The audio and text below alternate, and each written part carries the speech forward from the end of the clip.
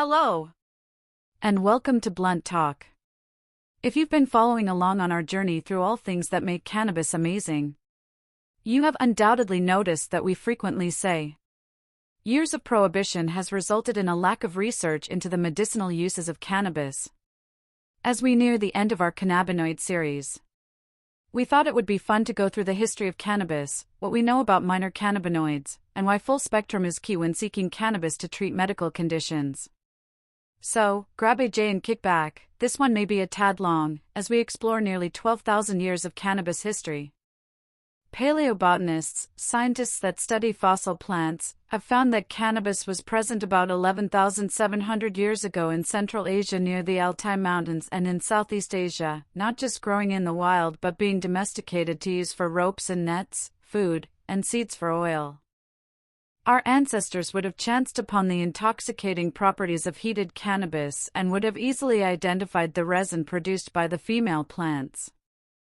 After the last glacial period, approximately 11,700 years ago, evidence of cannabis seeds followed the migration of nomadic peoples and were used in trade. This activity eventually spread cannabis around the planet. Near the Flaming Mountains in the Xinjiang Uyghur Autonomous Region of China, a tomb was excavated. This 2,700-year-old grave of a man, probably a shaman, of European descent, who was buried around 750 BC, contained a large cache of cannabis, superbly preserved by climatic and burial conditions. 800 grams, which is nearly 2 pounds of cannabis, that when analyzed indicated that the cannabis was not gathered from wild plants, it was cultivated. Research has determined that the cannabis was cultivated for its psychoactive, medicinal properties, or an aid in divination. Interestingly, not only do we find evidence of trade and cultivation of the cannabis plant, but it is also further evidenced by language. The English word hemp and German word hanf share a common origin with Greek cannabis, Latin cannabis, Italian canapa, and Russian konoplja. Even non-Indo-European languages use related words, kanab in Arabic, kender in Turkish, and canapis in Georgian. Myths in India feature cannabis as a divine ingredient. The god, Shiva, supposedly used cannabis as an agent for mystic inspiration. Cannabis has been used for thousands of years in Ayurvedic medicine, a traditional Indian system of medicine that emphasizes the balance of body, mind, and spirit, to reduce pain, nausea, and anxiety, improve appetite and sleep, relax muscles, and produce a feeling of euphoria. Globalization extended into Africa and ultimately to the Americas. Spain introduced the cultivation of hemp in central Chile, in Quilota near Valparaiso, within the first decade after the Conquista. Louis Hébert, an apothecary with a practice in Paris, is credited as being the first colonist to grow hemp in 1606 in Acadia, today, Nova Scotia. The earliest use of cannabis to treat medical conditions is found in China. Shennong, a mythical emperor whose name means the divine farmer, is attributed to the virtue of curative attributes of plants. It is claimed that because of him the discovery of the medicinal cannabis dates to 2000 BCE. There is some debate among historians on this, as the 365 medical herbs, ascribed to Shennong, were written during the Han dynasty that existed between 221 BC and 220 CE.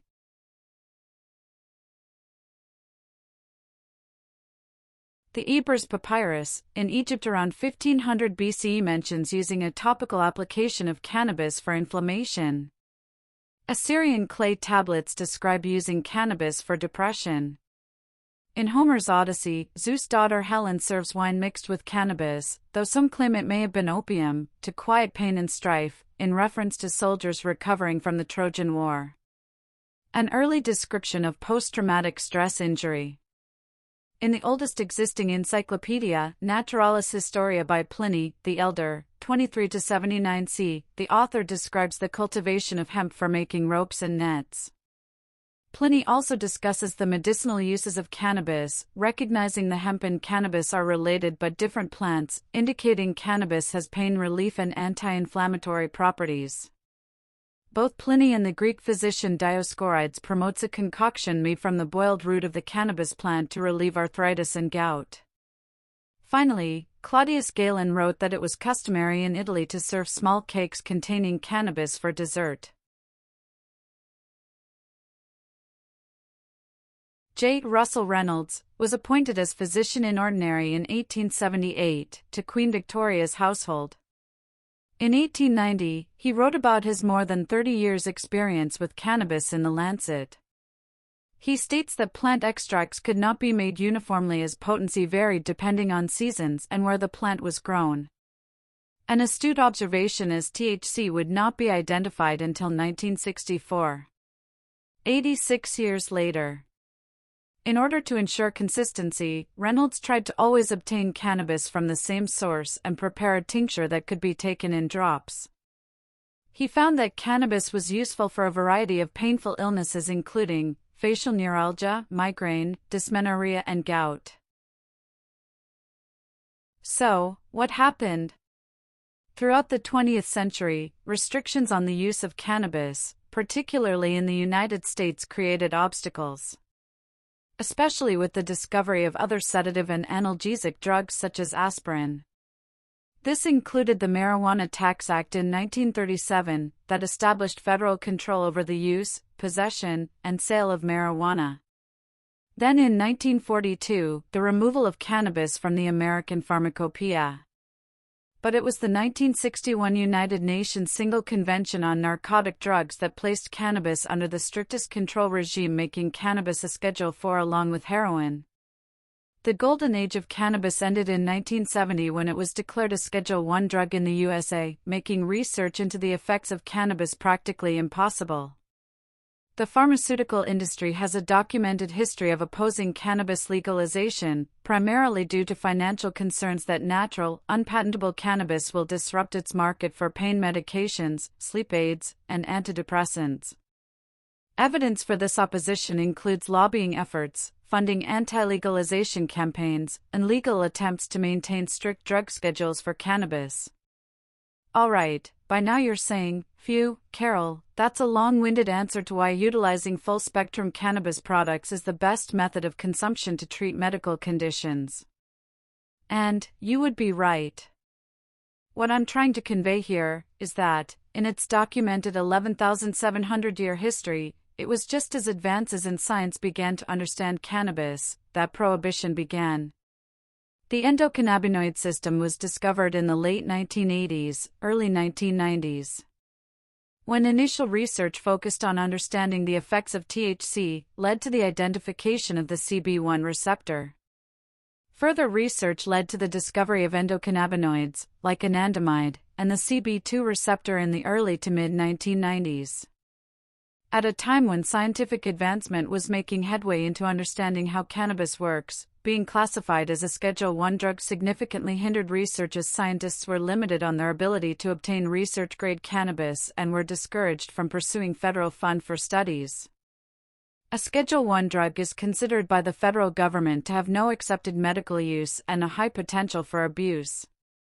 This is a paradox as the government denies cannabis has medical value due to lack of evidence but places restrictions on the very studies needed to obtain that evidence. It was through the legalization of cannabis by individual states that has reactivated research into this versatile plant. But we are now decades behind in understanding it. Throughout our Cannabis Phytocannabinoid series, we have explored what we know about the endocannabinoid system, phytocannabinoids, and how they work together. There are somewhere between 100 and 150 cannabinoids that have been found in cannabis, of which we know a little about. THC, CBD, CBG, CBC, CBN, and CBL, and we know next to nothing about the rest. Full spectrum refers to the utilization of cannabis extract that contains all the naturally occurring compounds found in the cannabis plant, including cannabinoids, terpenes, and flavonoids. It is the basis of the entourage effect. We know that certain strains are known for certain benefits, and when a broad range of the plant, meaning whole plant not just the flowers, is used to create a full spectrum product, the result is more likely to result in a larger benefit to the user. Minor cannabinoids are a class of compounds found in the cannabis plant, typically 1% or less, in concentration compared to major cannabinoids like THC, tetrahydrocannabinol, and CBD, cannabidiol. Despite their lower concentrations, minor cannabinoids possess unique properties and potential effects, warranting further research and exploration. Cannabicyclols are minor cannabinoids that are non-psychoactive cannabinoid found in the cannabis plant, formed when cannabichromine, CBC, degrades due to natural factors like light exposure. Cannabichromines are minor cannabinoids that are non-psychoactive cannabinoid found in the cannabis plant, known for its anti-inflammatory, pain-relieving, and antimicrobial properties. Cannabinoids are minor cannabinoids that are recognized as an oxidation byproduct of cannabidiol, CBD. Cannabitriols are minor cannabinoids that is an oxidation product of THC. It has been identified as both a trace component in cannabis and a metabolite in cannabis users.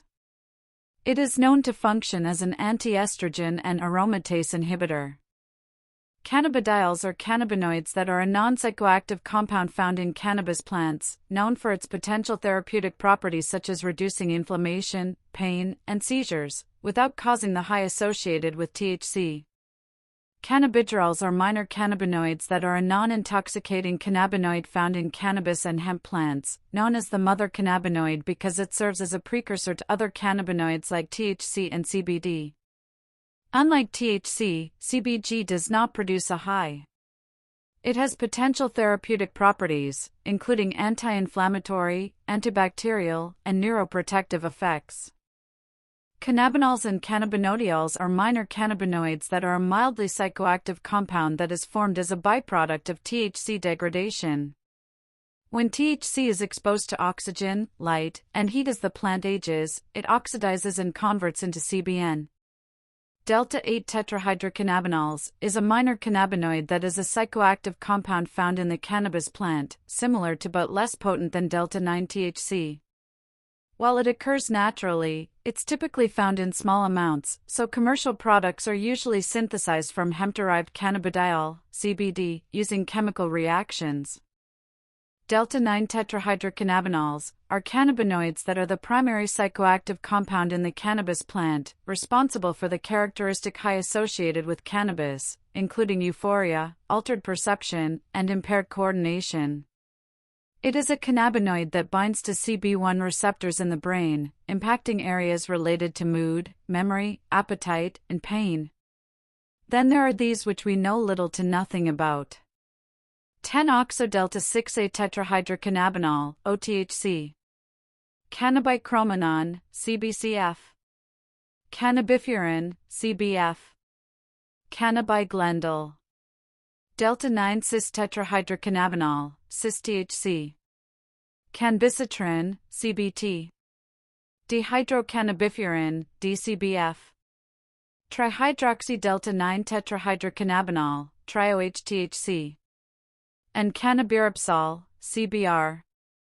More research, including human trials, is needed to fully understand the endocannabinoid system, phytocannabinoids, terpenes and flavonoids, their effects, benefits, and optimal usage. How they all work together and in what combinations. While progress is being made, it is important to always consult your doctor before using cannabis to treat any medical conditions, as it may interact with other drugs, particularly those affecting the central nervous system or metabolized by the liver. It is known that certain cannabinoids may enhance the effects of blood thinners and sedatives, and it could potentially alter the effectiveness of antidepressants and immune modulators. Thank you for joining us. We hope that you have enjoyed our deep dive into the weeds of cannabinoids. Join us in our next series, coming soon, on specific medical conditions, as approved by Washington State Department of Health, to be treated with the use of cannabis. Please hit that like and subscribe button, and leave us a comment and let us know if there are any other topics you'd like us to cover. Until next time. Peace.